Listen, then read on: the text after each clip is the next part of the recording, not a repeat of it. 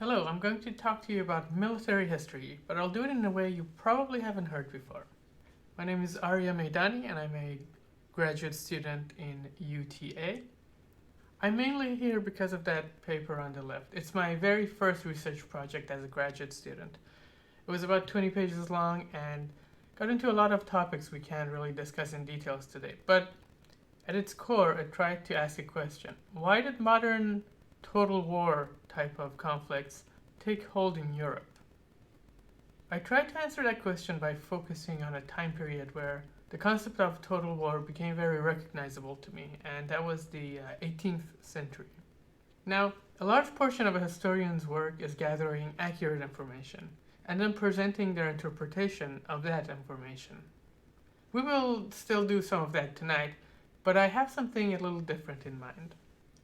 I think everyone here is familiar with the tropes present in pulpy detective stories. There's a murder or theft, preferably murder to make things more exciting. One of the people in this very room is the culprit, and we have to eliminate suspects one by one as we go over the evidence, and of course, it's always the person you least suspected. And they would have gotten away too if it wasn't for you. I would say historians and detectives have a lot in common, so why don't we get our magnifying glasses out and find out who or what is responsible for the development of total warfare in Europe. First, you need to know the victim, or the scene of the crime, depending on how you look at it. This is Europe. You may know it as where fancy wine comes from. Europe was just another continent with various regional powers vying for supremacy. But by the time our story starts, Europeans have already started to exert their influence around the globe, and the things they do are affecting everybody else in a more direct way. You'll notice I've used a modern map for this slide because we will use the modern nation-state names. For example, we have permission to just say Germany, whether we're talking about Prussia, Brandenburg, or Saxony, so don't worry about the details. Now that we've seen the scene of the crime, let's talk about what happened as medieval ways of war gave way to modern ones. Instead of peasant levies and armored knights in service of hereditary rulers fighting over inherited lands, European armies transitioned into having standardized and regimented units of men, often conscripted and fighting with firearms to protect their nations. The stakes became higher, casualties climbed, battlefield tactics became more sophisticated, and so on.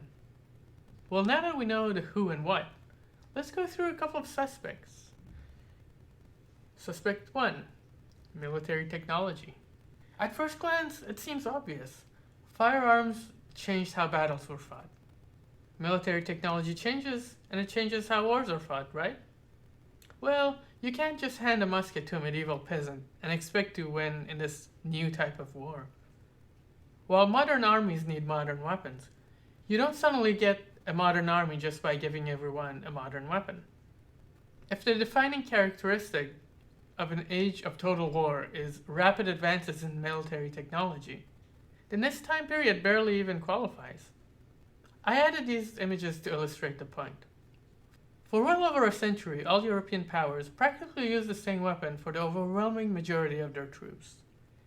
A smoothbore, large caliber, flintlock musket. You can almost go another century back in time, and a flintlock muzzleloader is still the infantry weapon to go to.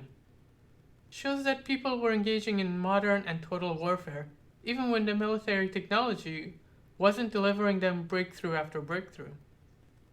Okay, so if we're going to say it wasn't the technology that did it, then we need to look for another suspect.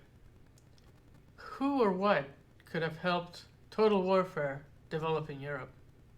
Could it be because the great men of history? The great men.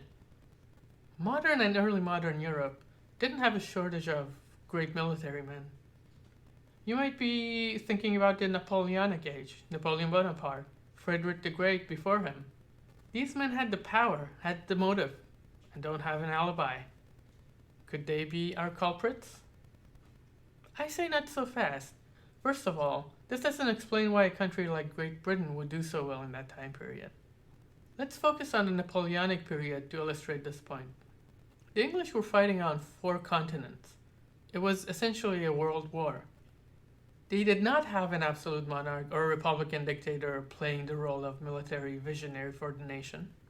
They had their fair share of generals, to be sure, but for example, the Duke of Wellington could not single-handedly decree a change in the military policy of the nation the same way, let's say, Napoleon could. More to the point, if we focus on their military legacy, these great men aren't always as great in every context.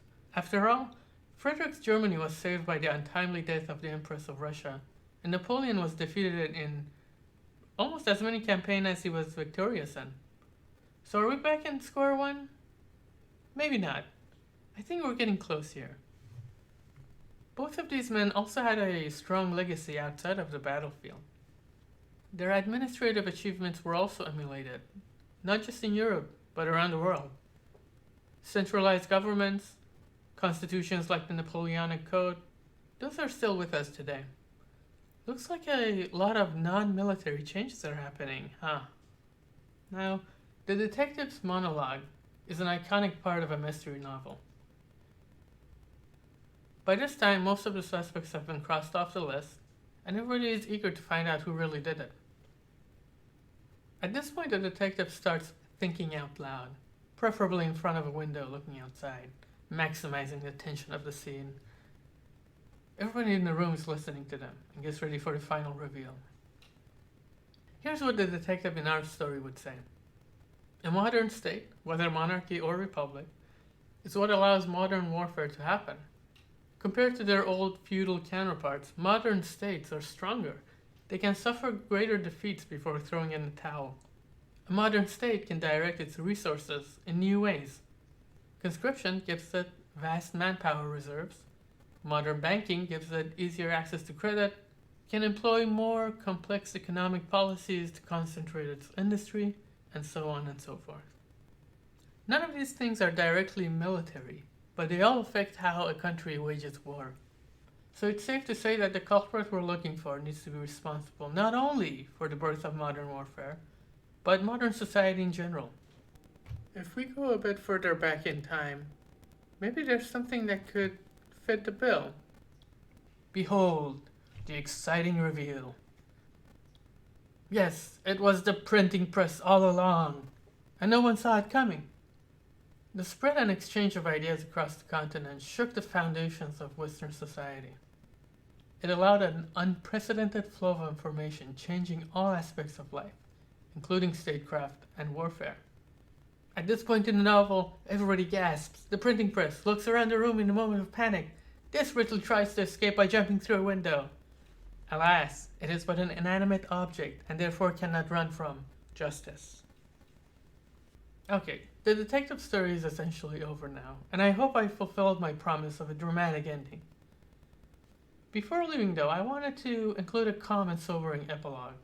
Much like how mystery novels have to skip over the boring bits of detective work, we skipped over a lot of detail and nuance today. It's telling that in most mystery stories, the detectives don't have to work with prosecutors on court cases. You can say that historians discuss the evidence presented to them, kind of like jurors in a court case. Was the printing press really this influential? How do we actually define total war anyway? And can we go earlier in history for a more real, true birth of the concept? There are so many questions worth further examination, but we'll have to leave those untouched. My hope is that some of you were introduced to a new topic or new way of thinking today. If so, I encourage you to take the time and learn a bit more on your own initiative. Thank you for listening to this presentation.